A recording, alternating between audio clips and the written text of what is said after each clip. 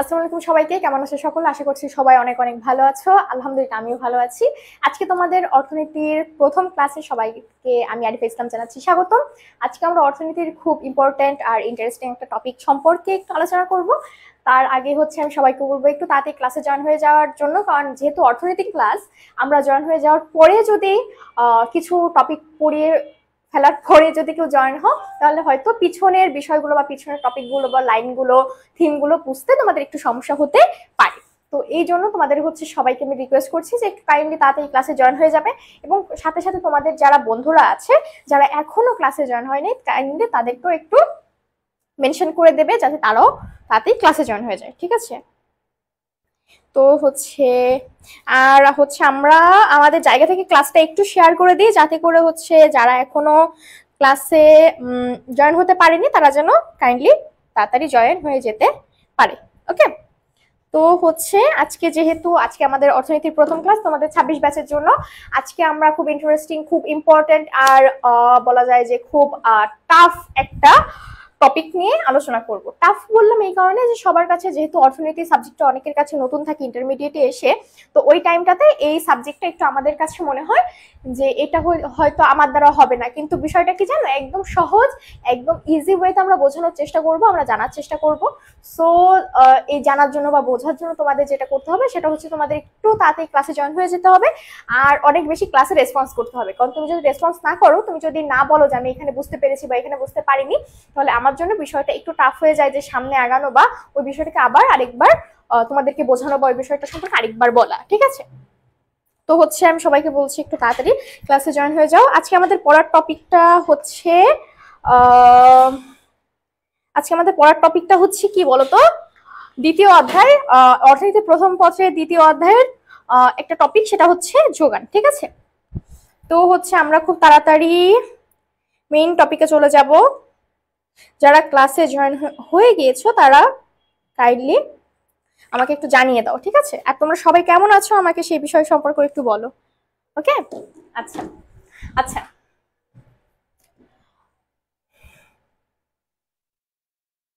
ওকে, আজকে আমরা যেহেতু বলেছি আমরা যোগান সম্পর্কে জানবো, আর আমি সবসময় যে কথাটা বলেছি যে কোনো বিষয় সম্পর্কে জানতে হলে বা যে কোনো বিষয় সম্পর্কে বুঝতে হলে আগে সেই বিষয়টা কি, সেই বিষয়টার সংজ্ঞা সম্পর্কে আগে আমাদেরকে জানতে হবে। তো আসো আমরা একটু একটু সংক্ষেপের ভিতরে বা একটু তাড়াতাড়ি করে আমরা হচ্ছে যোগানের সংজ্ঞাটা একটু দেখে নিই।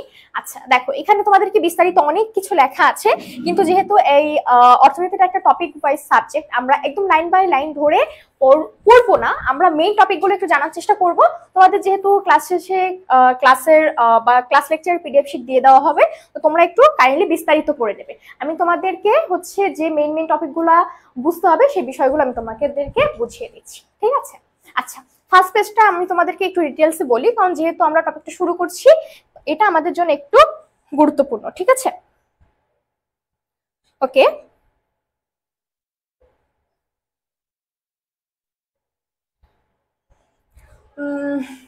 ধরা যাক কৃষক মোট 100 মণ ধান উৎপাদন করে। মনে করো তোমার বাবা বা তোমার কোনো একটা রিলেটিভস বা তোমার কোনো পরিচিত একটা মানুষ, সে হচ্ছে বছরে তার জমি থেকে 100 মণ ধান উৎপাদন করছে। ঠিক আছে? অর্থাৎ এই মাঠ থেকে সে বাসায় ওই 100 মণ ধানকে নিয়ে আসছে। 100 মণ ধানের মধ্যে সে 50 মণ ধান নিজের পরিবারের খাবারের জন্য রাখে। এখন তার পরিবারে 2 জন থাকতে পারে, 4 জন থাকতে পারে, 5 জন থাকতে পারে। এখন সে কি করছে, ওই যে তার উৎপন্নকৃত ধানের পরিমাণ, সেখান থেকে সে 50 মণ ধান নিজের ফ্যামিলি কনজিউমের জন্য রেখে দিচ্ছে, অর্থাৎ নিজের ফ্যামিলি যাতে সারা বছর খেতে পারে তার জন্য রেখে দিচ্ছে। তাহলে তার অবশিষ্ট কতটুকু থাকে? অবশিষ্ট তার 50 মণ ধান অবশিষ্ট থাকে। ফলে বাকি 50 মণ ধান সে বিক্রি করতে পারে। এই 50 মণ ধানই হলো বিক্রয়যোগ্য দ্রব্য বা মজুদ। ঠিক আছে? এখন তোমাদের কাছে মনে হতে পারে যে 100 কেজি ধান যে সে উৎপাদন করলো, 100 কেজি ধান কেন বিক্রয়যোগ্য হলো না? তোমাকে মনে রাখতে হবে, তোমার নিজের জন্য না রেখে, তুমি তোমার নিজের ভাগ না বুঝে কখনো অন্যকে তার ভাগ বুঝিয়ে দেবে না, কোনো মানুষই দেয় না। ঠিক আছে? তো এই ক্ষেত্রে তোমাদেরকে একটু মাথায় রাখতে হবে যে কোনো মানুষ যদি 1 কেজি, ধরে নাও কোনো মানুষ 1 কেজি ডাল উৎপাদন করেছে, ধরে নিতে বলছি, এখন তোমার এখানে দেখতে হবে ওই 1 কেজি ধান থেকে সে ঠিক কতটুকু সরি 1 কেজি সেই ডাল থেকে সেটি ঠিক কতটুকু ডাল নিজের কনজিউমের জন্য রাখে এবং অন্যকে সেটা বিক্রি করতে পারে। নিজের জন্য যা রাখবে সেটা বাদ দিয়ে যেটুকু থাকবে সেটাই হবে তোমার মজুদ বা বিক্রয়যোগ্য দ্রব্য। ঠিক আছে, এখন দেখো, এখন একটি নির্দিষ্ট সময়ে প্রতি মণ ধানের দাম 500 টাকা হলে সে যদি 20 মণ ধান বিক্রি করতে রাজি থাকে তাহলে 20 মণ ধানই হলো যোগান। দেখো মজুদ আর যোগানটা একটু দেখো, একটা হচ্ছে তোমার মজুদ, যেটা হচ্ছে তোমার নিজের ভোগের পরে, তুমি তোমার নিজের যে ভোগ সেটার পরে তোমার কাছে থাকছে। ঠিক আছে, ধরে নাও তোমার কাছে যে 50 মণ ধান থাকছে, ঠিক আছে, তোমার যে মজুদ ঘর বা গুদাম ঘর, সেই গুদাম ঘরে যে থাকছে এটাই হচ্ছে তোমার মজুদ। এখন একটা নির্দিষ্ট দামে, সেটা 500 হতে পারে, 600 হতে পারে, অনেকে থাকে না যে আমি এই সিজনে একটু কম বিক্রি করবো, আমি পরের সিজনে একটু বেশি বিক্রি করবো। এখন ধানের দাম আছে 20 টাকা, হয়তো আমার পরের সিজনে ধানের দাম গিয়ে দাঁড়াবে 30 টাকা, তখন আমি একটু বেশি বিক্রি করবো। ঠিক আছে, তো তুমি যদি ওই 20 টাকায় হচ্ছে তুমি 20 কেজি ধান বিক্রি করতে চাও, তখন ওই সময়টা তোমার 20 কেজি হবে যোগান, আর ওই বাকি 30 কেজি তোমার থাকবে মজুদ। এরপরে যখন অন্য সিজনে গিয়ে তোমার মনে হবে যে না এখন ধানের দাম তো 30 টাকা 40 টাকা, তাহলে হচ্ছে আমি একটু কি করব বলতো, আমি এখন ধানটা পুরো বিক্রি করে দিব, তাহলে তোমার আর মজুদ থাকবে না, তখন ওই বাকি 30 কেজি হয়ে যাবে তোমার যোগান।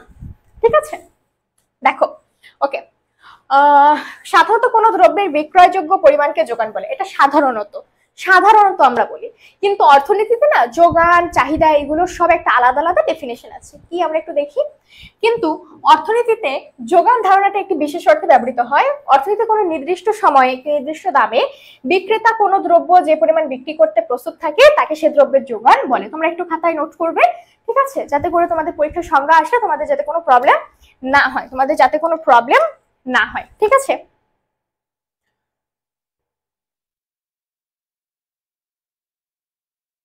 তোমরা ক্লাসে একটু কাইন্ডলি বেশি বেশি রেসপন্স করবে, যাতে করে তোমাদের রেসপন্স সম্পর্কে আমার একটু ধারণা হয়। ঠিক আছে, আমাকে ক্লিয়ার দেখা যাচ্ছে কিনা, আমাকে ক্লিয়ার শোনা যাচ্ছে কিনা এই বিষয় সম্পর্কে একটু বলবে। আচ্ছা, যে কথাটা বলছিলাম, অর্থনীতিতে তাহলে যোগান কাকে বলে? অর্থনীতিতে যোগান বলতে সেই পরিমাণকেই বোঝায় যা একজন কৃষক একটা নির্দিষ্ট সময়ে, বছরের একটা নির্দিষ্ট সময় একটা নির্দিষ্ট দামে বিক্রি করতে ইচ্ছা থাকে। তোমার কাছে 50 কেজি চাল, 50 কেজি ডাল, 50 কেজি চিনি, 50 কেজি দুধ থাকলেই তুমি সেটা বিক্রি করতে পারবে না বা চাইবে না। তুমি যদি চাও যে বছরের এই সময়টাতে আমি এখান থেকে 20 কেজি বিক্রি করব, তাহলে তোমার সেই ওই দামের ওই 20 কেজি হবে তোমার যোগান। অর্থাৎ তুমি যে তোমার গোদাম ঘর থেকে বাজারে 20 কেজি পাঠিয়ে দিচ্ছ, বাজারে পাঠানো ওই 20 কেজি হচ্ছে বাজারের যোগান, অর্থাৎ তুমি ওই 20 কেজি সেখানে যোগান দিতে পারবে। বাকি যে 30 কেজি রয়েছে সেই 30 কেজি কিন্তু তোমার যোগান হবে না। ঠিক আছে, তাহলে আই থিঙ্ক আমি যোগানের বিষয়টা তোমাকে বোঝাতে পেরেছি যে অর্থনীতিতে যোগান বিষয়টা কি অর্থে ব্যবহৃত হয়। ওকে, মূলত দামের উপর দ্রব্যের যোগান নির্ভর করে। অর্থাৎ যখন মনে করো তোমার কাছে আছে 50 কেজি চাল, কি আছে 50 কেজি চাল আছে, ঠিক আছে, এখন এই 50 কেজি চালে তোমার ধরে নাও এখন কি মাস চলছে, এপ্রিল মাস চলছে, এই এপ্রিল মাসে প্রতি কেজি চালের দাম তোমাকে ক্রেতা দেবে 60 টাকা। কয় টাকা? 60 টাকা।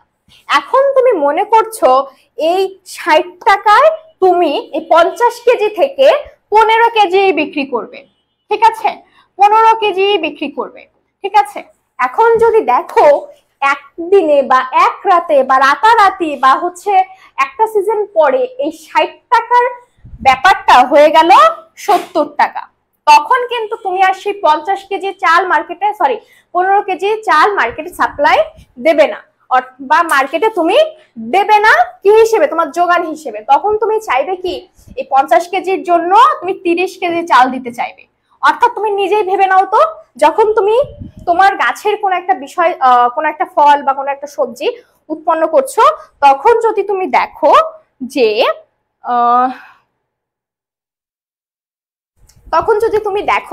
যে হচ্ছে মনে করো আচ্ছা ধরে নাও তোমার একটা লেবু গাছ আছে, ঠিক আছে, এখন এই যে কয়েকদিন আগে যে একটা লেবুর একটা হিউজ দামের ওঠানামার একটা ব্যাপার গেল, তখন কি সব মানুষই চাইতো কি নিজের গাছের লেবুটা বিক্রি করতে, কারণ কি ওই টাইমটা লেবুটার অনেক বেশি দাম পেত। কিন্তু আবার এখন দেখো তো, এখন গাছের লেবু মানুষ অতটা আগ্রহ নিয়ে বিক্রি করছে না, কারণ কি লেবুর দাম এখন কমে গেছে। আবার যদি আমি বলি যে ফুলকপি, শীতের সময় একদম প্রথম দিকে ফুলকপির হিউজ দাম ছিল না, একটা ফুলকপি 60 টাকা 70 টাকাও আমরা কিনেছি, কিন্তু একদম শেষের দিকে আমরা কি দেখেছি, দাম না পাওয়ার জন্য জমি থেকে ওই ফসলটা তুলে যে বাজার পর্যন্ত দেওয়া হবে সেই দামটাও না পাওয়ার জন্য কৃষক পরে কি করেছে, জমিতেই ওই ফসলগুলো নষ্ট করে দিয়েছে যাতে জমির সার হয়। ঠিক আছে, তাহলে তোমাকে বুঝতে হবে যখন বাজারে কোনো দ্রব্যের দাম বেশি পাওয়া যায় তখন কৃষক আগ্রহের সাথে তার পণ্য বেশি করে বাজারে নিয়ে যায় যাতে এই বেশি পণ্যের বিনিময়ে আমি বেশি দামটা ঘরে তুলতে পারবো। কিন্তু একই সাথে যখন বাজারে কোনো দ্রব্যের দাম কমে যায় তখন কৃষক চায় তাহলে আমার তো এখন এত বিক্রি করে লাভ নেই, আমি এখন একটু কম বিক্রি করি, পরে আবার বিক্রি করতে পারবো। ঠিক আছে, তাহলে দামের সাথে যোগানের একটা সম্পর্ক কিভাবে আছে তোমাদের আমি বোঝাতে পেরেছি। এখন দেখো, দামের সাথে যোগানের সম্পর্ক প্রত্যক্ষ বা সমমুখী। প্রশ্ন আসতে পারে এমসিকিউতে যে দামের সাথে যোগানের সম্পর্ক কেমন। এজন্য দ্রব্যের দাম বাড়লে যোগান বাড়ে এবং দাম কমলেও যোগান কমে। এজন্য দ্রব্যের দাম বাড়লে যোগান বাড়ে। ওই যে বললাম দ্রব্যের যখন দাম বাড়বে তখন যোগান বাড়বে, কারণ যখন তুমি দেখবে 20 টাকার চাল হঠাৎ করে 30 টাকায় কিনতে মানুষ আগ্রহ প্রকাশ করছে, তখন তুমি বাজারে 15 কেজি চাল দেওয়ার জায়গায় তুমি তখন বাজারে 30 কেজি চাল সাপ্লাই দিবা। ঠিক আছে, এবং দাম কমলেও যোগান কমে। অর্থনীতিবিদ র্যাগান ও থমাসের মতে একটি ফার্ম একটি নির্দিষ্ট দামে কোনো দ্রব্যের যে পরিমাণ বিক্রয় করার ইচ্ছা পোষণ করে তাকেই যোগান বলে। ঠিক আছে, এখানে দেখো এখানে তিনজন অর্থনীতিবিদের সংজ্ঞা দেওয়া আছে। তোমাদের অনেক সময় অর্থনীতির ক্ষেত্রে এরকম প্রশ্ন আসে যে ক নাম্বারে যোগান সম্পর্কে র্যাগানের সংজ্ঞাটি দাও বা যোগান সম্পর্কে মেয়ার্সের সংজ্ঞাটি দাও, তখন তোমরা এই সংজ্ঞা দুটো দেবে। ঠিক আছে, তো আই হোপ এই সংজ্ঞা দুটোর ইম্পর্টেন্স তোমাদেরকে আমি বোঝাতে পেরেছি। তো হচ্ছে তোমরা কি করবে বলো তো, তোমরা এই সংজ্ঞা দুটো একটু কাইন্ডলি মনে রাখবে। ঠিক আছে, বা নোট খাতা একটু নোট করবে। আচ্ছা গেল। আচ্ছা, উপরে আলোচনা থেকে বলা যায় যে কোনো নির্দিষ্ট সময় একটি নির্দিষ্ট দামে বিক্রেতা বা কোনো প্রতিষ্ঠান একটি উৎপাদিত দ্রব্যের যে পরিমাণ বিক্রি করতে প্রস্তুত বা ইচ্ছুক থাকে তাকে ওই দ্রব্যের যোগান বলে। ওই সেম কথা। এখন দেখো যোগান ও মজুদ, যোগান ও মজুদ, আমি একটু আগে যে কথাটা তোমাদেরকে বলছিলাম, যে ডিফারেন্সটা তোমাদেরকে আমি দেখানোর চেষ্টা করছিলাম, যে আমরা অনেক সময় যোগান আর মজুদকে সেম করে ফেলি।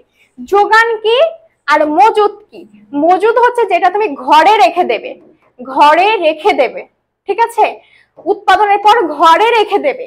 আর যোগান হচ্ছে যেটা তুমি বাজারে দিয়ে দেবে। ঠিক আছে, বাজারে দিয়ে দেবে কি বিক্রির উদ্দেশ্যে, কোন একটা দাম পাওয়ার উদ্দেশ্যে বাজারে দিয়ে দেবা যেটা, সেটা হচ্ছে আমাদের যোগান।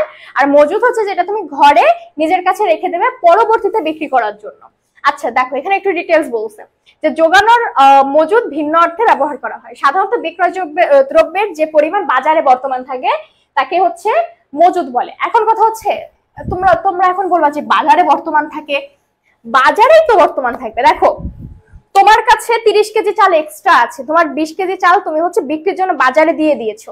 ঠিক আছে, কিন্তু তোমার কাছে তো 30 কেজি চাল এক্সট্রা আছে, তোমাকে তো এটা বিক্রি করতে হবে। ঠিক আছে, অর্থাৎ যেটা তোমার নিজের ভোগে আর কাজে লাগবে না, তুমি একটা টাইমে অবশ্যই বাজারে দিয়ে দেবেই, সেটা তোমার অবশ্যই বাজারের মজুদ। ঠিক আছে, নিজের জন্য তো সেটা মজুদ করে রাখনি, তুমি সেটা বাজারের জন্যই মজুদ করে রেখেছো। অর্থাৎ বাজারের জন্য একটা নির্দিষ্ট পরিমাণ রেখে দিয়েছো, কিন্তু এখন যে রানিং দামটা চলছে ওই দামে তুমি এই জিনিসটা সেল করতে আগ্রহী নও। ঠিক আছে, এটা হচ্ছে তোমার বাজারের মজুদ। ঠিক আছে, আর মজুদ আর যোগান সম্পর্কে কি বলা হয়েছে, যে কোনো নির্দিষ্ট সময় একটা নির্দিষ্ট দামে বিক্রেতা মজুদ দ্রব্যের যে অংশ বা পরিমাণ বিক্রয়ের জন্য রাজি থাকে তাকে যোগান বা সরবরাহ বলে। এখন তোমার যে অংশটা লাগছে না, যে অংশটা তোমার পরিবার আর কনজিউম করতে পারছে না, সেই অংশটা থেকে তুমি একটা দামে একটা সময়ে যতটুকু অংশ বিক্রি করে দিতে চাইছো একটা নির্দিষ্ট দামের বিনিময়ে, সেটা তোমার হয়ে যাচ্ছে যোগান। তাহলে যোগান আর মজুদ এই দুইটা ডিফারেন্স কি আমি তোমাদেরকে বোঝাতে পেরেছি? এই দুটো ডিফারেন্স কি আমি তোমাদেরকে বোঝাতে পেরেছি? জয় কেমন আছেন ম্যাম? আলহামদুলিল্লাহ ভালো আছি। আশিকুর ওয়ালাইকুম আসসালাম। ওকে,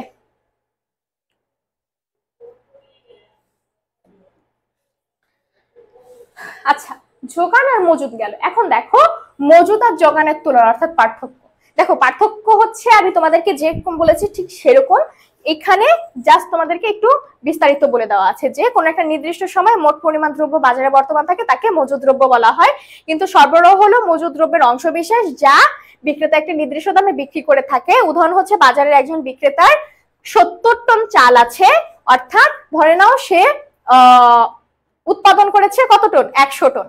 30 টন তার ফ্যামিলির জন্য খাওয়ার জন্য রেখে দিয়েছে, বাকি যে 70 টন এটা হচ্ছে সে বিক্রির উদ্দেশ্যে বিক্রির জন্য রেখে দিয়েছে, তাহলে সেটা বাজারের জন্য মজুদ 70 টন। ঠিক আছে, বাজারে প্রতি টন চালের মূল্য 10,000 টাকা।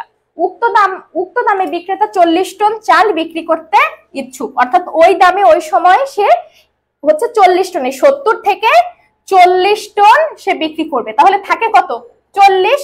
তাহলে যে জিনিসটা সে যে পরিমাণটা সে বিক্রি করতে চাইছে সেটা হয়ে যাবে যোগান, আর যে পরিমাণটা বিক্রির পরে থেকে যাচ্ছে ওই দামে আসে বিক্রি করতে চাইছে না সেটা হয়ে যাবে আমাদের কি, মজুদ। ঠিক আছে, তাহলে আমরা কি বুঝতে পারলাম, যোগান হলো মজুদের একটা অংশ, অর্থাৎ যোগান হলো মজুদের একটা অংশ বিশেষ, পুরোটুকু নয় কিন্তু। ঠিক আছে, আচ্ছা, যোগান বিধি। যোগান বিধি হচ্ছে সব থেকে ইজি। আমি তোমাদেরকে এখানে একটু তোমাদেরকে ডিটেইলস বলা আছে, আমি একটু যদি তোমাদেরকে একটু সহজ করে দিই যে চাহিদা বিধির মতো যোগানেরও একটা বিধি রয়েছে। চাহিদা তোমাদেরকে এখনো পড়ানো হয় না, ইনশাআল্লাহ পড়ানো হবে পরের ক্লাসে। প্রতিটি পণ্যের বিনিময় মূল্য আছে, প্রতিটি বিনিময়ের মূল্যের হ্রাস বৃদ্ধির কারণে চাহিদা যেমন প্রভাবিত হয় তেমন যোগানও প্রভাবিত হয়। যোগান বিধি অনুসারে অন্যান্য অবস্থা অপরিবর্তিত থেকে কোনো পণ্যের দাম বাড়লে যোগান বাড়ে এবং দাম কমলে যোগান কমে, এটাই হচ্ছে যোগান বিধি। ঠিক আছে, আচ্ছা এটা দেখো, একটু আগে যে কথাটা বলছিলাম, ধরে নাও তুমি একটা পরিমাণ চাল উৎপাদন করেছো, এখন তোমার বাজারে যদি চালের মূল্য, এখন বর্তমান মূল্য বিভিন্ন দাম রয়েছে, ধরে নি যে একটা চালের অত নাম জানি না আমি, যে কোনো একটা চালের এখন বর্তমান বাজার মূল্য 1 কেজির দাম 70 টাকা। তোমার কাছে এই 70 টাকার চাল 100 কেজি পড়ে আছে বা 100 টন পড়ে আছে। ঠিক আছে, তুমি এখন চাইছো যে 70 টাকায় তুমি এখান থেকে 80 টন চাল বাজারে দেবে।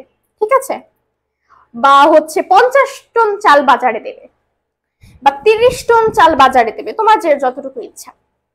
এখন তুমি যদি দেখো যে কিছুদিনের মধ্যে এই 70 টাকা থেকে 1 কেজি চালের মূল্য হয়ে গেছে 170 টাকা, তখন বলো তো তুমি কি আগে যে পরিমাণে চাল বাজারে দিতে সেই পরিমাণে চালই দেবে, নাকি তার থেকে কম দেবে, নাকি তার থেকে বেশি দেবে?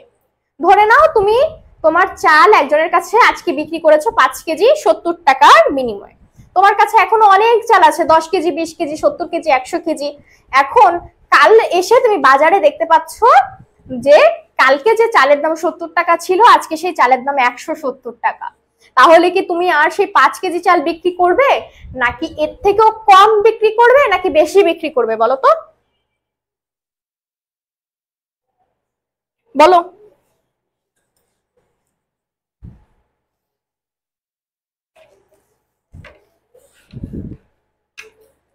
বলো বলো, একটু আমাকে রেসপন্স করতে হবে, আদারওয়াইজ আমি বুঝবো কি করে বলো যে তোমাদেরকে আমি বোঝাতে পারছি নাকি বোঝাতে পারছি না।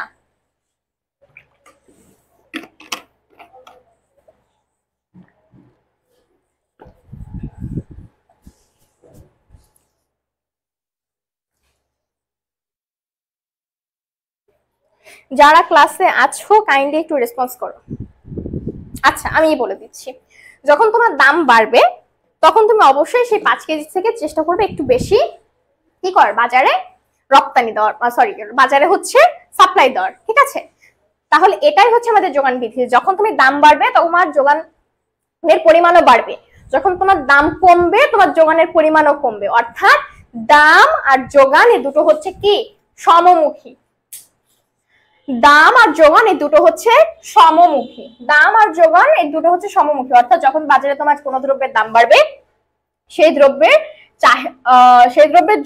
যোগানও তোমার বেড়ে যাবে।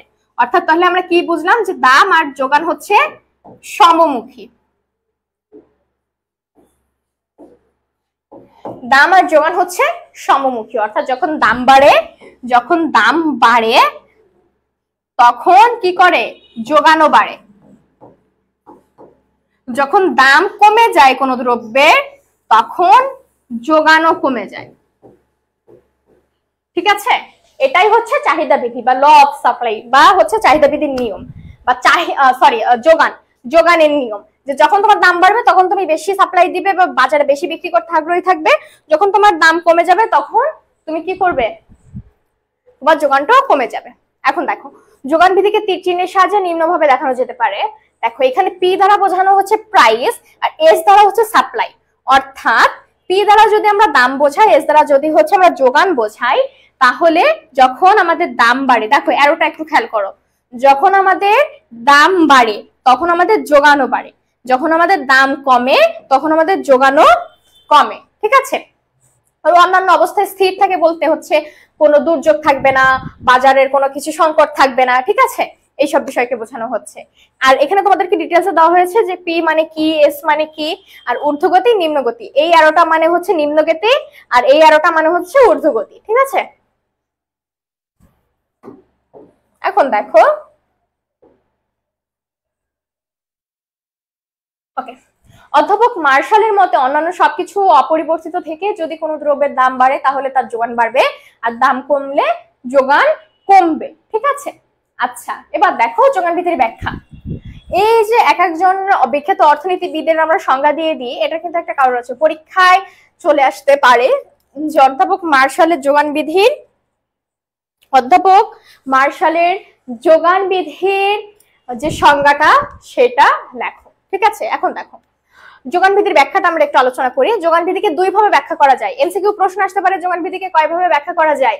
যোগান বিধিকে দুই ভাবে ব্যাখ্যা করা যায়, এক হচ্ছে যোগান সূচি আর এক হচ্ছে যোগান রেখা। সূচি মানে কি? সূচি মানে তোমরা কি বোঝো? সূচি মানে হচ্ছে যেকোনো একটা, কি বলতো, সূচি মানে হচ্ছে যেকোনো একটা টেবিল, আমরা যে টেবিল আকারে ম্যাথগুলা করি সূচি মানে হচ্ছে সেটা। আর একটা হচ্ছে যোগান রেখা। যোগান রেখা হচ্ছে একটু রেখা টেখা টানতে হবে এরকম। ঠিক আছে, এখন আসো আমরা একটু বিষয় সম্পর্কে বিস্তারিত জানি। ওকে, যোগান সূচিটা প্রথমে আমরা দেখবো। এই যে বললাম না যে যোগান সূচি মানে যোগানের রেখা বা সরি একটা টেবিল। তো দেখো যোগান সূচি সম্পর্কে আমরা একটু আগে আলোচনা করি। বিভিন্ন দামে প্রাপ্ত যোগানের পরিমাণকে যখন তালিকার মাধ্যমে প্রকাশ করা হয়, তালিকা টেবিল একই কথা, বিভিন্ন দামে প্রাপ্ত বিভিন্ন যোগানের পরিমাণকে যখন তালিকার মাধ্যমে প্রকাশ করা হয় তখন তাকে যোগান সূচি বা যোগান তালিকা বলা হয়। বিভিন্ন দামে প্রাপ্ত বিভিন্ন যোগানের পরিমাণকে, অর্থাৎ বলা হয়েছে যখন মনে করো কোনো দ্রব্যের দাম 2 টাকা তখন তোমার যোগান ছিল 4 একক। এখানে কেজি, গ্রাম, টন ইত্যাদি আমি কিছু বললাম না। যখন কোনো দ্রব্যের আমার দাম বাজারে 2 টাকা তখন আমার যোগান ছিল 4 একক। যখন সেই দ্রব্যটার দাম বেড়ে হয়ে গেল 4 টাকা তখন আমার যোগানও বেড়ে হয়ে গেল 6 একক। ওই দ্রব্যটার দাম যখন আবার বেড়ে হয়ে গেল 6 টাকা তখন আমার যোগানও বেড়ে হয়ে গেল 8 একক। ঠিক আছে, আচ্ছা এটাই বলা হয়েছে যে বিভিন্ন দামে প্রাপ্ত বিভিন্ন যোগানের পরিমাণকে যখন তালিকার মাধ্যমে প্রকাশ করা হয় তখন তাকে যোগান সূচি বা যোগান তালিকা বলা হয়। যোগান সূচি বা যোগান তালিকার সংজ্ঞাটা এখানে দিয়ে দেওয়া হয়েছে। অর্থাৎ দাম ও যোগানের মধ্যকার নির্ভরশীলতা সম্পর্কে তথ্য যোগান বিধিকে গাণিতিকভাবে বা সংখ্যার সাহায্যে প্রকাশ করলে তাকে যোগান সূচি বলে। এখানে দুটো সংজ্ঞা দেওয়া হয়েছে, তোমাদের যেটা খুশি তোমরা সেটা লিখতে পারো ক নাম্বারের প্রশ্নে আসলে। কিন্তু যদি খ নাম্বারে তোমাদেরকে বলে যে যোগান সূচিকে ব্যাখ্যা করো তাহলে দুটো সংজ্ঞায় তোমাদেরকে দিতে হবে। ঠিক আছে, এই সূচির মাধ্যমে কোনো বিক্রেতা কোনো দ্রব্যের কতটুকু বিক্রি করতে ইচ্ছুক তা তালিকার আকারে প্রকাশ করা হয়। নিচে উদাহরণের সাহায্যে বিষয়টা আলোচনা করি। ধরি আচ্ছা যোগান সমীকরণ। যোগান সমীকরণটা কি একটু দেখাই।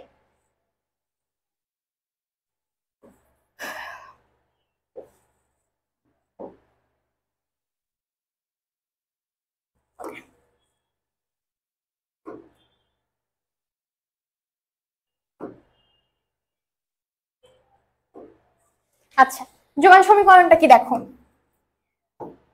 10 + 5p। দেখো প্রতি এককে দ্রব্যের দাম। ঠিক আছে, দেখো প্রতি এককে দ্রব্যের দাম, কোন একটা হচ্ছে দ্রব্যের দাম যখন কত ছিল বলতো 1 টাকা ছিল তখন সেই দ্রব্যের দাম যোগানের পরিমাণটা কত হবে সেটা আমরা যোগানের এই সমীকরণ দ্বারা বুঝতে পারবো। তোমাদের প্রশ্নে বা তোমাদের পরীক্ষায় যখন যোগানের সমীকরণ আসবে বা হচ্ছে তোমাদেরকে এভাবে বলে দেবে যে হচ্ছে এই সমীকরণের দ্বারা যোগানের পরিমাণকে নির্ণয় করো, এই সমীকরণটা তোমাদেরকে নিজেদের বানাতে হবে না, তোমাদের প্রশ্নেই দেওয়া থাকবে, ঠিক আছে? তখন তোমাদের যদি প্রশ্ন আসে উক্ত সমীকরণের দ্বারা যোগানের সূচি তৈরি করো, কিভাবে তৈরি করতে হবে আমি দেখিয়ে দিচ্ছি। ধরে নাও প্রতি এককের দাম হচ্ছে কয় টাকা? 1 টাকা, ঠিক আছে? প্রতি একক পণ্যের দাম বা প্রতি একক দ্রব্যের দাম আমাদের 1 টাকা। তখন এইটা হচ্ছে তোমার দামের পরিমাণটা, P1 মানে হচ্ছে দামের পরিমাণ। তখন কি করবে তুমি? এই যে আমাদের 10 প্লাস 5p রয়েছে, 10 প্লাস 5p, দেখো তো এখানে 10 আমরা বসিয়ে দিলাম, 10 প্লাস 5, p এর মান কত? দেখো তো p এর মান আমরা কত পেয়েছি? 1, তাহলে এর সাথে গুণ যাবে কত? 1, তাহলে 10 যোগ হচ্ছে 5, দেখো তো 15 হয় কিনা। আবার দেখো সেকেন্ডটা, ধরে নাও কোন একটা দ্রব্যের প্রতি এককের দাম হচ্ছে আমার 2 টাকা, প্রতি এককের দাম আমার 2 টাকা। এইখানেও সেম ভাবে হচ্ছে এই যোগান সমীকরণটার ব্যবহার আমরা করি। কিভাবে? দেখো আমাদের সমীকরণ কত রয়েছে? 10 প্লাস 5p, ঠিক আছে? p এর সাথে 5 এর সম্পর্ক কিন্তু গুণের, তাহলে এখানে 10 যদি আমরা বসিয়ে দিই, যোগ আমার নিচে চলে আসে 5, আর p এর মান এখন আমাদের কত? 2, তাহলে p এর মান 2 বসালে 10 প্লাস 5 দুগুণী 10, দেখো তো 20 আসছে কিনা। আবার দেখো 3 নাম্বারে বা তৃতীয় নাম্বারে এই সেম রেখে P3 বা হচ্ছে তৃতীয় দ্রব্যের প্রতি এককের দাম যদি 3 টাকা হয়, দেখো তো শুধু এই p এর জায়গায় আমরা 3 বসিয়ে দিই, তাহলে 10 প্লাস 5 ইন্টু 3, তাহলে 10 যোগ 15, দেখো তো 25 আসছে কিনা। আবার সেম ওই p এর জায়গায় 4 নাম্বার বসিয়ে দেওয়ার পরে দেখো আমাদের 30ই চলে আসবে।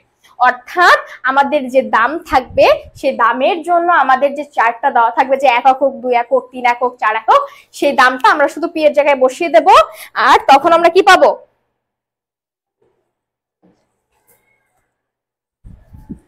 আর তখন আমরা যোগানের পরিমাণটা পেয়ে যাব। তোমাদের যদি আচ্ছা এমডি আশিকুর, আচ্ছা এই সমীকরণটা কি সবসময় কার্যকর হবে? না, এই সমীকরণটাই সবসময় কার্যকর হবে না বাবা। আমি কি বলেছি তোমাদেরকে? তোমাদের একটা সমীকরণ দেওয়া থাকবে, প্রশ্নে একটা সমীকরণ দেওয়া থাকবে যে উক্ত সমীকরণ অনুযায়ী একটা যোগানের সূচি হচ্ছে লেখো। এখন সেই প্রশ্নে 10 প্লাস 5pও থাকতে পারে, 2 প্লাস 3pও থাকতে পারে, 15 প্লাস 8pও থাকতে পারে, আবার হচ্ছে ধরে নাও 100 প্লাস 20pও থাকতে পারে। প্রশ্নে যে সমীকরণ থাকবে সেই সমীকরণ অনুযায়ী তোমাদেরকে ক্যালকুলেট করতে হবে, ঠিক আছে? বুঝাতে পেরেছি? এই পর্যন্ত ক্লিয়ার সবাই? এখন দেখো আমি যে সূচিটা এত সময় আঁকলাম সেটা হচ্ছে আমি একটু ব্যাখ্যা করি, ঠিক আছে? সূচিতে লক্ষ্য করা যায় যে 1 টাকা দামে বিক্রেতা কোনো দ্রব্যের 15 একক বিক্রি করতে রাজি, অর্থাৎ যখন দ্রব্যের দাম 1 টাকা তখন বিক্রেতা সেই দ্রব্যটাকে 15 একক বিক্রি করতে রাজি আছে, ঠিক আছে? 15 একক বিক্রি করতে রাজি। আবার দেখো এখন দাম 1 টাকা থেকে বেড়ে যথাক্রমে 2 টাকা ও 3 টাকা এবং 4 টাকা হলে যোগানের পরিমাণও বেড়ে 20, 25 আর 30 হয়ে যাচ্ছে, ঠিক আছে? আচ্ছা, অর্থাৎ দামের বৃদ্ধি হলে যোগানও বৃদ্ধি পায়, বিপরীতভাবে দাম কমে গেলে, এটা একটু উল্টো ভাবে দেখো তো, এটা যদি আমরা এই চারটা যদি এখানে পাতাই 4 3 2 1, এটাও যদি একটু উল্টো করি 30 25 20 15, এটা যদি একটু চারটা উল্টো করি যে যখন কোনো দ্রব্যের দাম প্রতি এককে 4 টাকা তখন যোগান থাকবে 30, যখন কোনো দ্রব্যের দাম প্রতি একক 3 টাকা তখন যোগান হয়ে যাচ্ছে আমাদের 25, অর্থাৎ যখন 1 টাকা বাড়ছে বা 1 টাকা বাড়ার সাথে সাথে আমাদের যোগানের যে পরিমাণ সেটাও কিন্তু কমে যাচ্ছে, ঠিক আছে? তাহলে এই সমীকরণটা থেকে আমরা কি বুঝলাম? যে দাম আর যোগান পরস্পর সমমুখী, যদি দাম বাড়ে যোগানকে নিয়ে বাড়বে, যদি দাম কমে যোগানকে নিয়ে কমবে, ঠিক আছে? বোঝাতে পেরেছি? যোগান সূচির মূল বিষয়টা কি বোঝাতে পেরেছি তোমাদেরকে?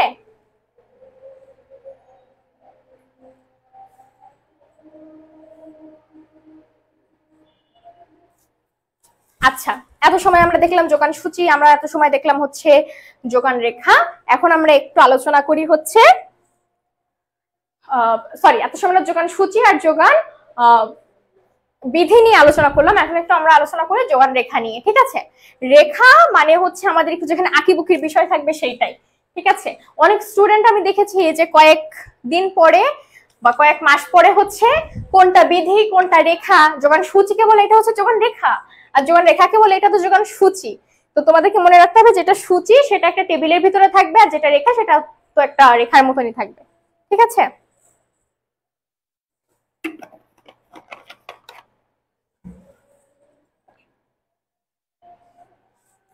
আচ্ছা দেখো, তোমাদেরকে মনে রাখতে হবে যখন তোমরা যোগান রেখা আঁকবে তখন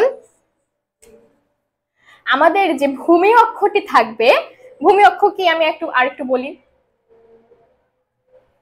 যে ভূমির দিকে নিচের দিকে লাইনটা থাকবে ওটা সবসময় আমাদের যোগানকে নির্দেশ করবে। কাকে নির্দেশ করবে? যোগানকে নির্দেশ করবে। তুমি নিজেও যখন যোগান রেখা আঁকবে, ধরে নাও এখানে তোমার শুরু, এটা 0, এই দিকে যে লাইনটা যাবে সেটা তোমার এস বা হচ্ছে যোগান হবে, আর এই দিকে যে লাইনটা যাবে সেটা হচ্ছে তোমার পি বা দাম হবে। ঠিক আছে, এখন ধরে নাও তোমার কোনো একটা দ্রব্য, এখান থেকে দেখাই, কোনো একটা দ্রব্যের দাম যখন 1 টাকা, ধরে নাও এখানে P1, তোমার ওই দ্রব্যটা বাজারে তুমি সাপ্লাই করছো সেটার পরিমাণ Q1। এই P1 বেড়ে যখন P2 তে চলে যায় তখন তোমার যোগানও বেড়ে Q2 তে চলে আসে। ঠিক আছে, Q2 থেকে বেড়ে P2 থেকে বেড়ে যখন দ্রব্যের দাম P3 তে চলে যায় তখন তোমার যোগানও Q3 তে চলে আসে অটোমেটিকলি। কারণ ওই যে আমরা কি বলেছি যে যোগান আর হচ্ছে দাম পরস্পর সমমুখী।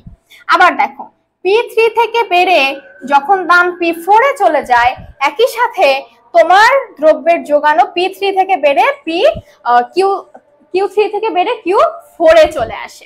এখন দেখো এগুলো একটা আমরা যোগ করি, P1 এর সাথে Q1 যোগ করি, P2 এর সাথে Q2 যোগ করি, P3 এর সাথে Q3 যোগ করি, তারপরে P4 এর সাথে Q4 যোগ করি। ঠিক আছে, এখন দেখো তো আমরা একটা কোণা পেয়েছি কিনা বা একটা হচ্ছে পয়েন্ট পেয়েছি কিনা, এই একটা।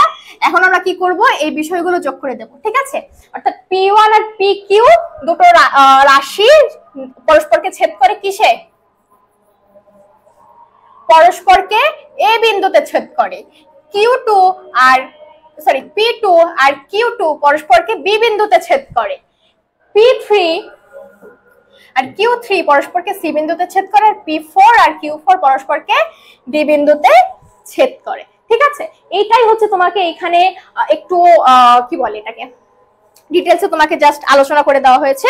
এখন কথা হচ্ছে তুমি এখানে যা লিখবে তুমি যেভাবে করবে তুমি সেভাবে বলে দিতে পারো। অনেকের যদি একটু প্রবলেম হয় তাহলে এই লেখাটা একটু দেখে নিতে পারো। ঠিক আছে, আচ্ছা এটা হলো আমাদের যোগান রেখা।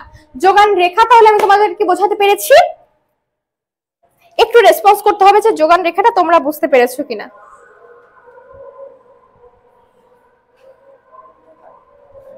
ওকে, দেখো এখন বলা হয়েছে কাল্পনিক যোগান সূচি থেকে যোগান রেখা অঙ্কন। যোগান সূচি হলো আমার একটা তালিকা যেখানে নির্দিষ্ট সময় বিভিন্ন দামে আছে, এখানে সংখ্যাগুলো বলে দেওয়া হয়েছে। আচ্ছা, কাল্পনিক সূচি, কাল্পনিক সূচি বলতে আমরা এখন যে কোনো দ্রব্যের মার্কেট প্রাইস যে কত সেটা তো আর জানি না, ধরে নেওয়া হয়েছে বা কল্পনা করা হয়েছে প্রতি একক। আচ্ছা, এখানে প্রতি একক কথাটা আমি একটু কেটে দিই। ঠিক আছে, প্রতি একক না, আমি এখানে যদি বলি হচ্ছে কি বলবো,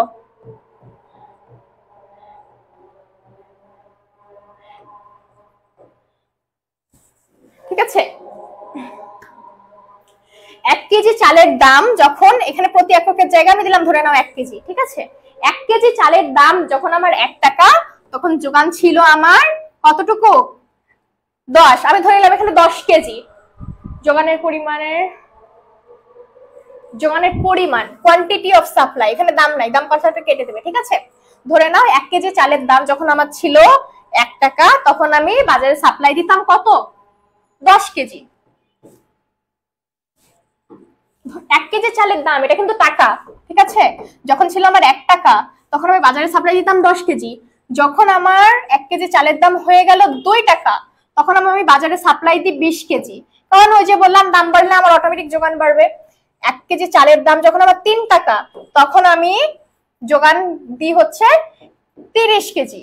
1 কেজির দাম যখন আমি পাচ্ছি 4 টাকা, তখন আমারও যোগান বেড়ে 30 টাকা হয়ে যাচ্ছে 4 কেজি, ঠিক আছে? এখন দেখো, এটা আমাদের চাহিদা বা যোগান সূচি গেল। অর্থাৎ তোমাকে যদি বলা হয় যে কল্পনা করে একটা যোগান সূচি বানাও, তোমার একদম ইজি, এর থেকে সহজ জিনিস আর হয় না। ধরে নেবে 1 2 3 4, যোগানো আমার 10 20 30 40, ঠিক আছে? এই হচ্ছে তোমার মোদ্দা কথা, ঠিক আছে? এবার দেখো, সূচিতে দেখা যায় দ্রব্যের দাম বাড়লে যোগানের পরিমাণ বাড়ে, আর দাম কমলে যোগানের পরিমাণ কমে, এক কথা সেম কথা। এবার আমাদেরকে বলা হয়েছে যে কাল্পনিক যোগান সূচি থেকে যোগান রেখা অঙ্কন। দেখো, যোগান সূচিটা আমরা দেখেছি, এখন দেখো যোগানের সূচি, আমি যোগান রেখাটা আমি তোমাদেরকে দেখাই। আমরা ওখানে দেখতে পাচ্ছিলাম আমাদের দাম যখন 1 টাকা, আমাদের বাজারে যোগান ছিল 10 কেজি। এখন এই 1 টাকা আর 10 কেজি পরস্পরকে এ বিন্দুতে ছেদ করে।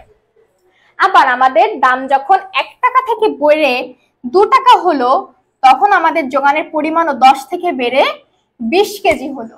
এখন এই 2 টাকা দাম আর 20 কেজি চালের দুটি রাশি হয়ে আমাদের একসাথে দিচ্ছে কি বি বিন্দু। একইভাবে দাম যখন 3 টাকা আর 4 টাকা হয়, তখন যোগানও আমাদের বেড়ে 30 আর 40 হয়, যা আমাদেরকে সি আর ডি বিন্দু দেয়। এখন এ বিন্দু, বি বিন্দু, সি বিন্দু, ডি বিন্দু আমি যোগ করব, যে রেখাটা পাবো সেটা হচ্ছে আমার যোগান রেখা। এইখানে তোমাকে সেম ওই কথা বলে দেওয়া হয়েছে, কিন্তু আমার কথা হচ্ছে যে কোনো জিনিস মুখস্থ করার থেকে তুমি যে বিষয়টা নিজে করছো সেই বিষয়টা যদি একবার লিখে দাও, তাহলে সেটা তোমার জন্য অনেক ইজি হবে। কি হবে সেটা তোমার জন্য অনেক ইজি হবে। যে হচ্ছে ধরে নি হচ্ছে ভূমি অক্ষে দ্রব্যের যোগান আর লম্ব অক্ষে দ্রব্যের দাম দেওয়া রয়েছে।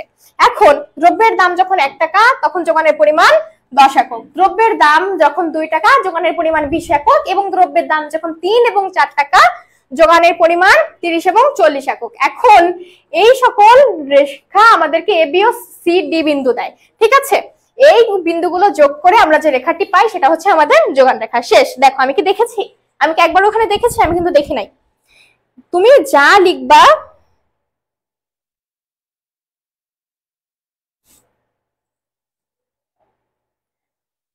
আচ্ছা, এইখানে কি হচ্ছে তোমাদের বোর্ডের এ বিন্দু, বি বিন্দু, 1 টাকা 2 টাকা এগুলা দেখা যাচ্ছে ক্লিয়ার? একটু বলো তো। দেখো, এখানে 1 টাকা 2 টাকা এ বিন্দু, বি বিন্দু যে আমরা দিয়েছি, এখানে এটা ক্লিয়ার দেখা যাচ্ছে কিনা আমাকে একটু জানাবা, ঠিক আছে? ওকে, আচ্ছা। এখন দেখো, এখন আসি হচ্ছে আমরা যোগানের নির্ধারক সমূহ, ডিটারমিনেন্টস অফ সাপ্লাই। এখন দেখো, যোগান যে আমরা বাজারে দিই, এই যোগান দেওয়ার জন্য আমাদের বেশ কিছু কি রয়েছে, নির্ধারক রয়েছে। কি কি? কোন দ্রব্যের যোগান কতগুলো বিষয়ের উপর নির্ভর করে, এই বিষয়গুলোই যোগানের নির্ধারক। সুতরাং যেসব বিষয়ের উপর কোনো দ্রব্যের যোগান নির্ভরশীল, ওইসব বিষয়কে যোগানের নির্ধারক বলা হয়। নিচে যোগানের নির্ধারক সমূহ আলোচনা করা হলো। আচ্ছা, পণ্যের দাম, ওই যে কথাটা সর্বপ্রথম আমি তোমাদেরকে বললাম যে হচ্ছে কোন বিষয়ের যখন দাম বাড়বে, কোন বিষয়ের যখন দাম বাড়বে তখন যোগান বাড়বে, কোন বিষয়ের যখন দাম কমবে তখন যোগান বাড়বে। অর্থাৎ যোগানের উপর পণ্যের দামের একটা সরাসরি কি রয়েছে, প্রভাব রয়েছে। এবার দেখো, অন্যান্য পণ্যের দাম।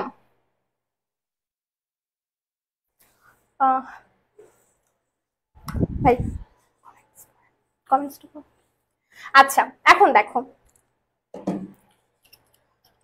আচ্ছা যাদের হচ্ছে একটু ক্লিয়ার দেখা যাচ্ছে না, হয়তো নেট প্রবলেম বা হচ্ছে বোর্ডে হচ্ছে একটু ছোট হয়ে গেছে, এই জন্য তোমাদের যখন লেকচার পিডিএফ শিট দিয়ে দেওয়া হবে, তখন হচ্ছে আমি যে লেকচারটা দিই বা আমি হচ্ছে যে কথাগুলো বলি, তোমরা কি খাতায় নোট করো? এগুলো খুব গুরুত্বপূর্ণ, ঠিক আছে?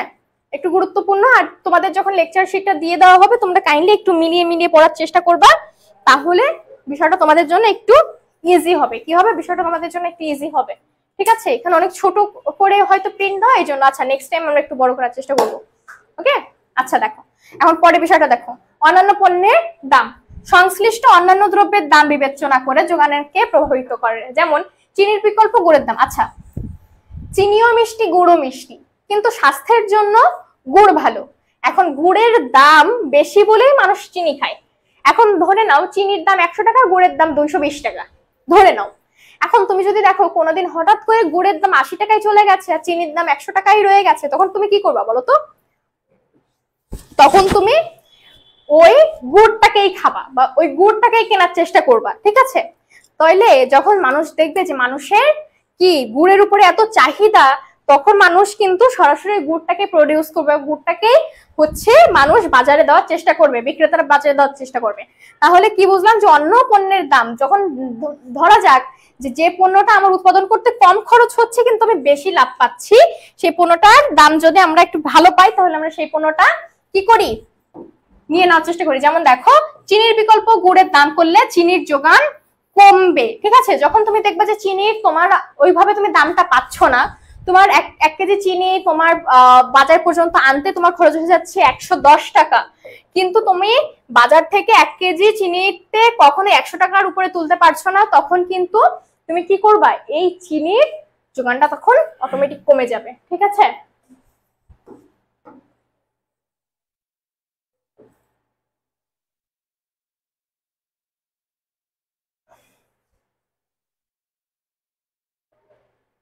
এখন দেখো পরে বলেছে পণ্যের চাহিদা। পণ্যের চাহিদা বৃদ্ধি পেলে ওই যে বললাম কোন একটা বিষয়ের যে গুড় হঠাৎ করে দেখলে তুমি হচ্ছে গুড়ের বেশ ভালো একটা দাম পাচ্ছ,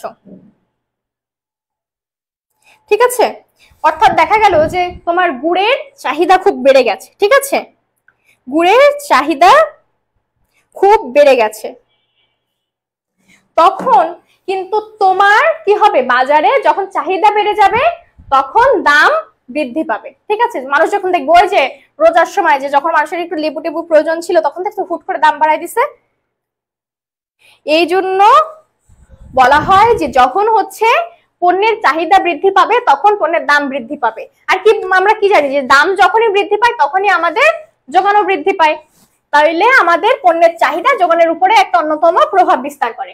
উৎপাদনকারীর ভোগে উৎপাদনকারী নিজের উৎপাদিত দ্রব্য অধিক পরিমাণে ভোগ করলে বাজারে সেসব দ্রব্যের যোগান হ্রাস পায়, বিপরীতভাবে উৎপাদনকারী কম ভোগ করলে সেসব দ্রব্যের যোগান বৃদ্ধি পায়।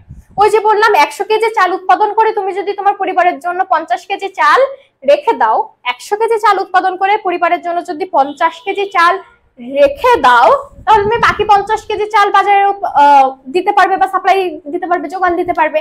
কিন্তু ধরে নাও হঠাৎ করে তোমার ফ্যামিলিতে 2 জন লোক বেড়ে গেল, তখন তোমার কি করতে হবে, ওই 50 কেজির জায়গায় তোমাকে তখন বাজারে 50 কেজির জায়গায় তখন তোমার ফ্যামিলির ভোগের জন্য রেখে দিতে হবে 60 কেজি। অর্থাৎ আগে যেখানে তুমি 50 কেজি চালই সাপ্লাই দিতে পারতে, তখন তোমার সাপ্লাইয়ের ব্যাপারটা কমে হয়ে যাবে কত, 40 কেজি, ঠিক আছে?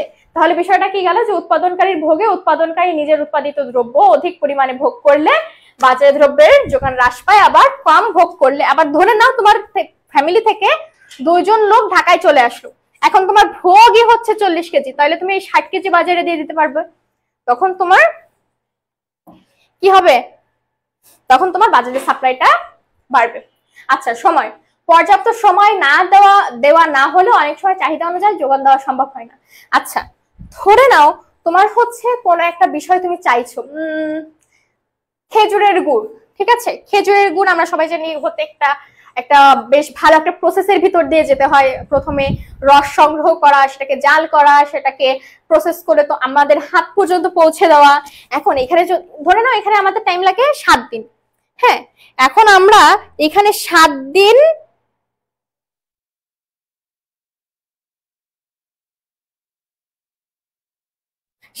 সময় আমরা দিচ্ছি না, আমরা কি বলছি যে 2 দিনের ভিতর আমাকে গুড় দিতে হবে, হ্যাঁ? তখন কিন্তু সেইভাবে যোগানটা দেওয়া সম্ভব হবে না। তাহলে হচ্ছে সময়েরও বেশ ভালো একটা বিষয় আমরা এখানে দেখতে পাচ্ছি। এবার দেখো আবহাওয়ার প্রভাব। আবহাওয়া অনুকূল থাকলে কৃষি উৎপাদন বাড়ে এবং প্রতিকূল থাকলে কৃষি উৎপাদন হ্রাস পায়। যেমন ধরে নাও যে এখন কালবৈশাখীর সিজন চলছে, এখন যদি ধানে কোন একটা ঝড়ের প্রভাব এসে পড়ে তখন কিন্তু আমাদের উৎপাদনও কম হবে।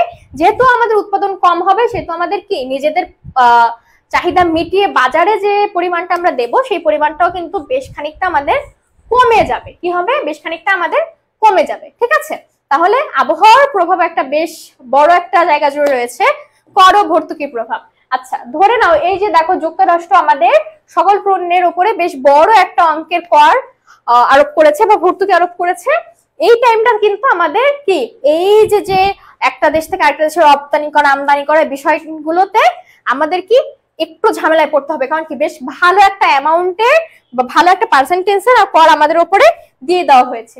এর জন্য বলা হয় যে কর আর ভর্তুকির প্রভাব যোগানের উপরে বেশ ভালো একটা প্রভাব ফেলে। ঠিক আছে, আচ্ছা বাজারে ভিন্নতা যুক্ত যোগান একই কথা, অতএব বলা যায় কোন দ্রব্যের যোগান ওপরে নির্ধারক সমূহ বা উৎপাদনের উপর নির্ভরশীল। আচ্ছা তাহলে আমরা কি বলতে পারি যে কোন দ্রব্যের যোগান, এই যে আমি যে সকল বিষয় আলোচনা করলাম কি হিসেবে, যে যোগানের বিষয় বা ভর্তুকি এইসব বিষয়ের উপরে নির্ভরশীল। আর কি আরেকটা বিষয়ের উপর কি নির্ভরশীল, উৎপাদনের উপর নির্ভরশীল। ঠিক আছে, এখন দেখো যোগান বিধির ব্যতিক্রম। যোগান বিধি বলতে আমরা এত সময় কি শিখেছি, যে যোগান বিধি হচ্ছে সেটাই যেটা হচ্ছে কি করবে, যে দাম বাড়লে যোগান বাড়বে, দাম কমলে যোগান কমবে, তাই না? এটাই তো যোগান বিধি। এখন দেখো এর ব্যতিক্রমটা আমরা একটু দেখি। সব ক্ষেত্রে বা সবসময় যোগান বিধি কার্যকর হয় না। নিম্নোক্ত ক্ষেত্রসমূহে যোগান বিধি ব্যতিক্রম ঘটে। কখন? উৎপাদনের উপকরণের স্বল্পতা, যেহেতু যোগান উৎপাদনেরই একটা অংশ, সেহেতু ওই পণ্য উৎপাদনের উপকরণের স্বল্পতা থাকলে উৎপাদন বাড়ানো যায় না, এই জন্য যোগান বিধি কার্যকর হয় না। ধরে নাও ওই যে আমরা বলেছি যে দাম বাড়লেই আমি বেশি বেশি যোগান দেব, কিন্তু ধরে নাও তোমার কাছে নাই, আর তোমার 50 কেজি চাল অলরেডি সেল দেওয়া হয়ে গেছে, যেটা তোমার কাছে অবশিষ্ট ছিল। এখন ওই 50 কেজি চাল সেল দেওয়ার পরে পরদিন যদি তুমি দেখো যে চালের আমি কাল বিক্রি করেছি 50 টাকা করে, সেটা আজকে 80 টাকা হয়ে যাচ্ছে, তাহলে তুমি কি করবা? তখন কিন্তু তোমার জন্য আর কিছু করার থাকবে না, কারণ তোমার চাল যা ছিল তুমি দিয়ে দিয়েছো, সেল করে দিয়েছো, তাই না? ওয়াজিহা ইসলাম, ওয়ালাইকুম আসসালাম। এত পড়ে বাবা, ক্লাস শেষের দিকে এখন আসছো? আচ্ছা যাই হোক, ওয়েলকাম।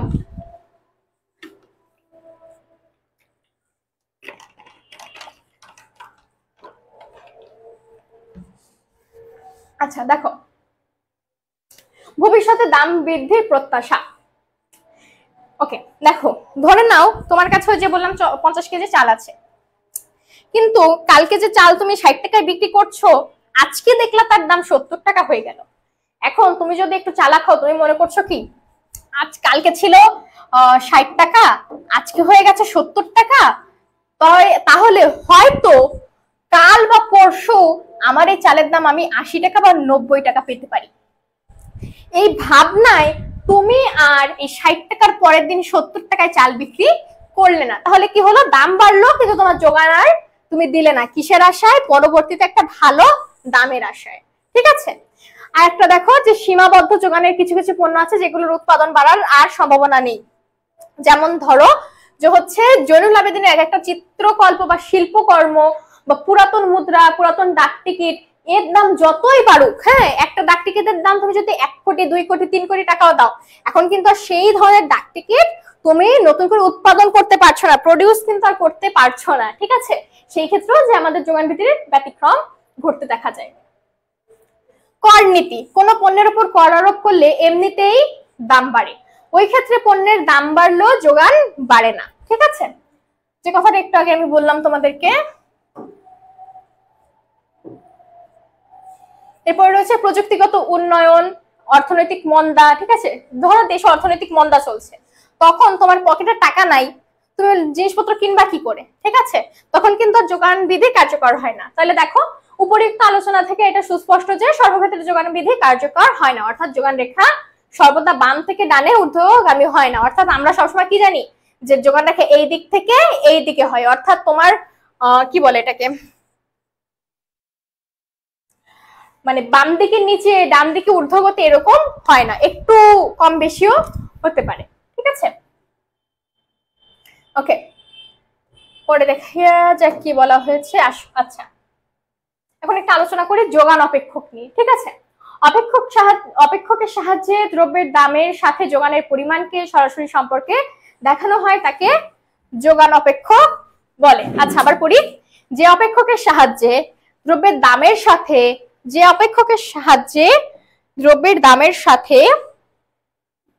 যোগানের পরিমাণকে সরাসরি সম্পর্কে দেখানো হয়, তাকে যোগান অপেক্ষক বলে। ঠিক আছে, যে অপেক্ষকের সাহায্যে দ্রব্যের দামের সাথে যোগানের পরিমাণকে সরাসরি দেখানো হয় তাকে যোগান অপেক্ষক বলে। এটা হচ্ছে যোগান অপেক্ষকের আমাদের সংজ্ঞা। কিউএস ইকুয়াল টু কি এফ ফাংশন অফ পি। ঠিক আছে, এখানে কিউএস হচ্ছে যোগানের পরিমাণ, যোগানের পরিমাণ সমান সমান পি সমান সমান দাম, আর এফ হচ্ছে অপেক্ষক বা ফাংশন। এই চিহ্নটি দামের সাথে যোগানের নির্ভরশীলতা সম্পর্ক প্রকাশ করে। আচ্ছা যাক, আচ্ছা এইটুকু কিচ্ছু না, এইটুকু পড়তে হবে না। অর্থাৎ দামের পরিবর্তনের সাথে সাথে যোগানের পরিবর্তনের সম্পর্ক ধনাত্মক। দামের সাথে সাথে যোগানের ধনাত্মক বা সরাসরি বা যোগানের বৃদ্ধিকে প্রকাশ করা হয়। ওকে, আচ্ছা, যে সমীকরণের সাহায্যে দ্রব্য বা সেবার দামের সাথে যোগানের পরিমাণের প্রত্যক্ষ বা সরাসরি সম্পর্ক প্রকাশ করে তাকে যোগান সমীকরণ বলা হয়। ঠিক আছে, আচ্ছা এগুলো এত কিছু না, এগুলো ডিটেলসে তোমাদের করতে হবে না। আচ্ছা এগুলো জাস্ট তোমরা একটু মুখস্থ করবে এই তিনটা। ঠিক আছে, যোগান সমীকরণ তিন ভাবে প্রকাশ করা যায়। এটা আমাদের বহুপদী টিক চিহ্নতে বারবার আমরা আসতে দেখেছি। ঠিক আছে, এগুলো হচ্ছে তোমাদেরকে একটু নিজেদের দেখার বিষয়, আর কিচ্ছু না। আচ্ছা, যোগান সমীকরণ থেকে যোগান রেখা অঙ্কন। যোগান সমীকরণ আমি তোমাদেরকে একটু আগে দেখিয়েছি। এখন দেখো, তোমরা একটু আগে বলছিলে যে ওই সমীকরণটা সবসময় আমাদের কার্যকর হবে কিনা।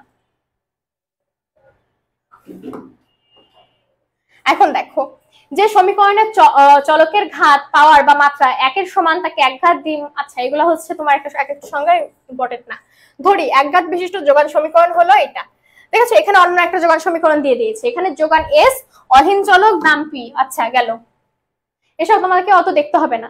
তোমাকে যদি বলা হয় যে যোগান সমীকরণ থেকে যোগান রেখা অঙ্কন, ঠিক আছে, তাহলে যদি সমীকরণ দেওয়া থাকে তোমার সেখান থেকে চারটা বানিয়ে তারপরে গিয়ে রেখা অঙ্কন করতে হবে। অর্থাৎ যোগান সমীকরণ দেওয়া থাকলে তোমাকে যদি প্রথমে প্রশ্নের সমীকরণ দেওয়া থাকে, তখন এর পরবর্তী ধাপ হচ্ছে তোমাকে নিজে থেকে সূচি তৈরি করতে হবে।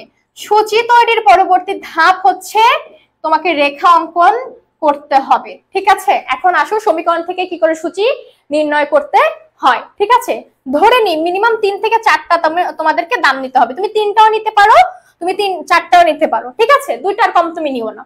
ধরে নাও দাম যখন 1 টাকা, যোগানের পরিমাণ 2 একক। কি করে 2 একক? এই যে আমাদের কি একটা সমীকরণ দিয়ে দেওয়া হয়েছে না, কি এস ইকুয়াল টু, অর্থাৎ যোগান সমান সমান বা সাপ্লাই সমান সমান 2 প্লাস 3p। ঠিক আছে, এখন দেখো আমরা কি পাচ্ছি, দ্রব্যের দাম পি মানে কি, দ্রব্যের দাম। দ্রব্যের দাম যখন 0 টাকা তখন যোগান কত, 2 প্লাস 3 এর সাথে 0 গুণ করলে হয়ে যায় 0 সমান সমান 2, তাহলে যোগানের পরিমাণ আমরা পাবো 2। দ্রব্যের দাম যখন আমার কত, 1 টাকা, দ্রব্যের দাম যখন আমার 1 টাকা তখন আমার ওই পি এর জায়গায় শুধু আমরা 1 কে বসিয়ে দেব। 3 গুণ 1, 2 যোগ 3, তখন আমার যোগানের পরিমাণ 5 টাকা। এখন আমাদের যোগানের দাম যখন আমাদের 2 টাকা, তখন এই পি এর জায়গায় আমরা শুধু কি বসিয়ে দেব, 2 কে বসিয়ে দেব। কত বসিয়ে দেব, দাম যা হবে আমরা যোগানে পি এর জায়গায়, সমীকরণে পি এর জায়গায় ঠিক সেটা বসিয়ে দেব। তাহলে 3 দুগুণী 6, 2 আর 6 8। দাম যখন আমাদের 3 টাকা, তাহলে আমরা 2 এর জায়গায় 3 বসিয়ে দেবো। 3 3 9, 9 আর 2 11। ঠিক আছে, এখন দেখো শূন্য দামে যোগানের পরিমাণ হয় 2 টাকা, যা এস আই বিন্দুতে ছেদ করবে। 1 টাকা দামে যোগানের পরিমাণ হয় 5 একক, যা S2 তে ছেদ করবে। এবং একই সাথে 2 আর 3 টাকা দামে যোগানের পরিমাণ 8 এবং 11, যা S3 আর S4 কে ছেদ করবে। তাহলে আমাদের যোগানের সমীকরণ থেকে সূচি কিভাবে নির্ণয় করতে হয়, আই হোপ আমি তোমাদেরকে দেখাতে পেরেছি। এখন দেখো এই সমীকরণ থেকে কি করে যোগানের রেখা অঙ্কন করতে হয়, আই থিঙ্ক এখন দেখা যাবে। ঠিক আছে, আই থিঙ্ক এখন দেখা যাবে। দেখো, আচ্ছা আমি তোমাদেরকে রেখাটা দেখাই, রেখার ব্যাখ্যাটা তোমরা দেখে নেবে। এখন দেখো,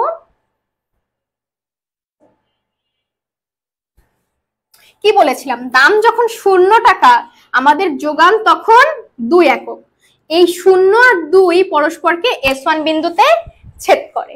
আবার দেখো, দাম যখন 0 থেকে বেড়ে আমাদের হয়ে গেল 1 টাকা, তখন আমাদের যোগানের পরিমাণও বেড়ে গেল কত?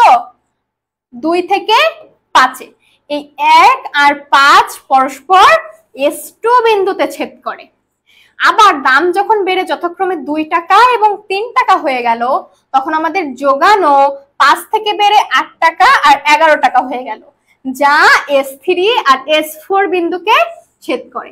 এখন আমরা এই ছেদ করা বিন্দুগুলো যোগ করে দেব, তারপরে যে রেখাটা পাবো ওটাই হচ্ছে আমাদের যোগান রেখা।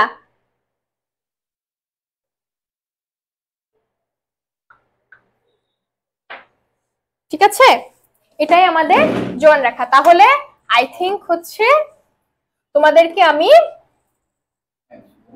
যোগান রেখা, তারপরে হচ্ছে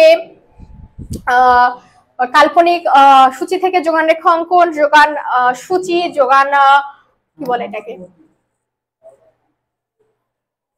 আচ্ছা প্রশ্নের মধ্যে, আচ্ছা ভালো একটা প্রশ্ন পেয়েছি, দেখো আশিকুর রহমান, প্রশ্নের মধ্যে সমীকরণ থাকলে ওই সমীকরণ ব্যবহার করব। প্রশ্নের সমীকরণ দেওয়া না থাকলে তাহলে কোন সমীকরণ ব্যবহার করব? প্রশ্নে তোমার সমীকরণ দেওয়া থাকবে, যদি সমীকরণ থেকে প্রশ্ন আসে তাহলে প্রশ্নে সমীকরণ দেওয়া থাকবে। ঠিক আছে, প্রশ্নে তখন তোমার সমীকরণ দেওয়া থাকবে। ঠিক আছে, আমাদের ক্লাস হচ্ছে একদম শেষ হয়ে গেছে, আমরা হচ্ছে লাস্টে তোমাদেরকে একটু এই বিষয়গুলো বলবো। ওকে, তো হচ্ছে প্রশ্ন যদি তোমাদেরকে সমীকরণ দেওয়া থাকে তাহলে তুমি সমীকরণ ব্যবহার করবে, প্রশ্ন অবশ্যই সমীকরণ তোমার দেওয়া থাকবে। ঠিক আছে, তো আজকে আমাদের মোটামুটি আলোচনা এই পর্যন্ত ছিল। ঠিক আছে, দেখা হবে অন্য একটা ক্লাসে, সেই পর্যন্ত ভালো থাকো, সুস্থ থাকো। আর আজকের যে পড়াটা দিলাম একটু কাইন্ডলি পড়াটা একটু রিভাইজ দিবে। ঠিক আছে, সবাই ভালো থাকো, সুস্থ থাকো। আসসালামু আলাইকুম।